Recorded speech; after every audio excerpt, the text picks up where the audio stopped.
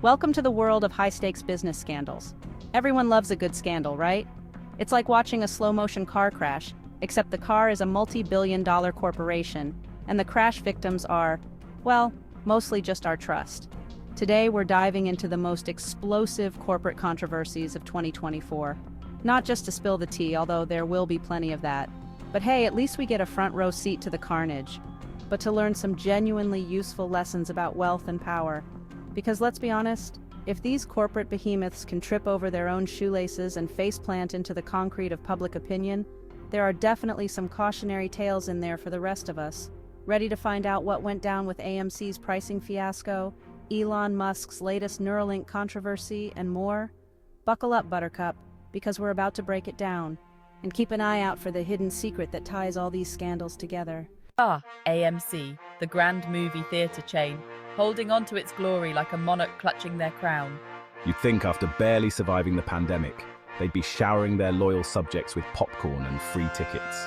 But no, instead, they decided to take a page from the airline's playbook and introduce, wait for it, premium seat pricing. That's right, dear friend. Forget about that sweet middle row experience you've come to know and tolerate. Now, if you want the privilege of not having to crane your neck like a giraffe on a safari, just to see Tom Cruise dangle off a building, you've got to shell out extra.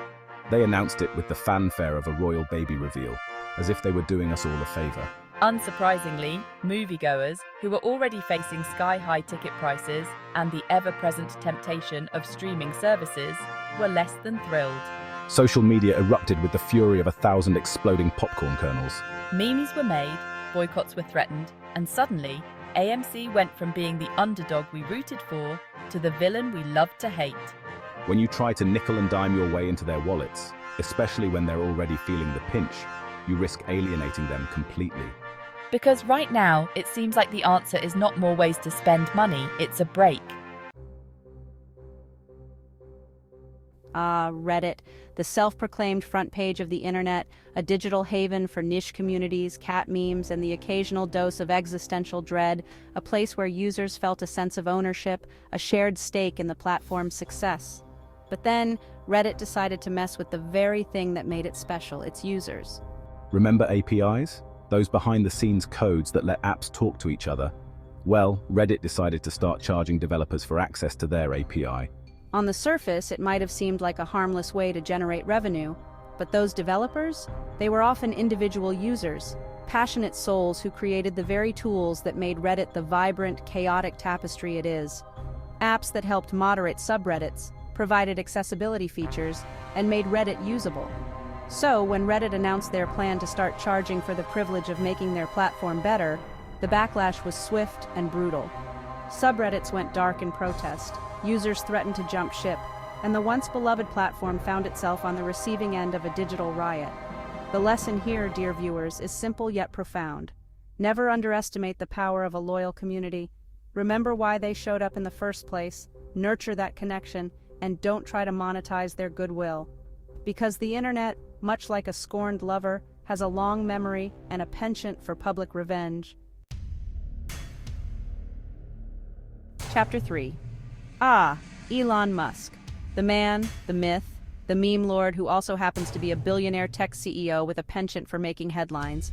This time, though, the spotlight wasn't on his latest Twitter feud or his ambitious plans to colonize Mars. It was on Neuralink, his neurotechnology company that's trying to, and I'm not making this up, create a brain-computer interface. The goal? To merge human consciousness with artificial intelligence, which, depending on your level of cynicism, either sounds like the coolest thing ever, or the plot of a Black Mirror episode gone horribly wrong. But before we even get to the ethical implications of plugging our brains into the Matrix, Neuralink hit a rather large, rather furry snag. It turns out that several monkeys involved in their brain implant experiments, you know, the ones being used to test the technology that might one day be implanted in your skull, well, they died. Now, to be fair, animal testing is a complex and controversial issue. And Neuralink claims that these deaths were part of the normal course of research, that the monkeys were treated humanely, and that their sacrifice will pave the way for groundbreaking medical advancements. But here's the thing. When you're dealing with technology this ethically fraught, this potentially revolutionary, and let's be honest, this inherently creepy, transparency is not optional, it's essential. People are understandably wary of companies messing with their brains, and when you add in the deaths of innocent animals, that wariness can quickly morph into full-blown distrust and outrage. The lesson here, dear viewers, is that when you're playing in the big leagues of high-stakes tech, trust is your most valuable currency. And you earn that trust through open communication, ethical practices, and a willingness to acknowledge that sometimes, even with the best intentions, things go wrong. Because when you're asking people to literally buy into your vision of the future, you can't afford to leave them in the dark about the cost.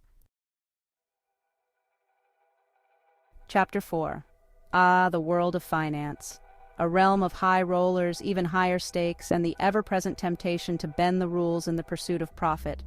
But as Cloopen Group, a China-based tech company, learned the hard way, even the most carefully constructed facade can crumble faster than a fortune cookie in a windstorm. See, Cloopen had a little secret. A secret they tried to hide behind a smokescreen of impressive-looking financial statements. They were cooking the books, inflating their sales numbers, making themselves look more profitable than they actually were, all to keep investors happy and their stock price soaring high. It's a tale as old as time, or at least as old as the stock market. Company gets greedy, company cuts corners, company gets caught with its hand in the cookie jar. But here's the thing about lies, especially in the world of finance. They have a nasty habit of catching up with you. And catch up they did. Cloopen's deception was eventually exposed, sending shockwaves through the market and leaving investors feeling like they'd just bitten into a fortune cookie filled with disappointment and shattered dreams. The lesson here, dear viewers, is a simple one, but it bears repeating.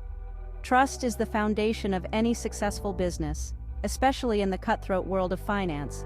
When you prioritize short-term gains over long-term sustainability, when you choose deception over transparency, you're not just risking your reputation, you're risking everything. Because once that trust is broken, it's incredibly difficult, if not impossible, to earn it back. And in the end, no amount of cooked books or inflated numbers can make up for the bitter taste of betrayal. Chapter 5. We live in an age of technological marvels. Smartphones that can recognize our faces, watches that can track our heartbeats, and now, cars that can drive themselves. It's enough to make even the most skeptical among us feel like we're living in a sci-fi movie, but as Cruise, the self-driving car company backed by General Motors, found out, the road to the future isn't always smooth. In fact, sometimes it's littered with the wreckage of PR disasters. Their story begins, as so many do, with the best of intentions. To revolutionize transportation, to make our roads safer, to free us from the tyranny of traffic jams and parking tickets. But then came the incident. A driverless cruise car, cruising through the streets of San Francisco, collided with a pedestrian. Not just a fender bender, mind you, but a full-on collision that resulted in the pedestrian being dragged for 20 feet. Now accidents happen. Even the most sophisticated technology can malfunction. But what happened next was a masterclass in how not to handle a PR crisis.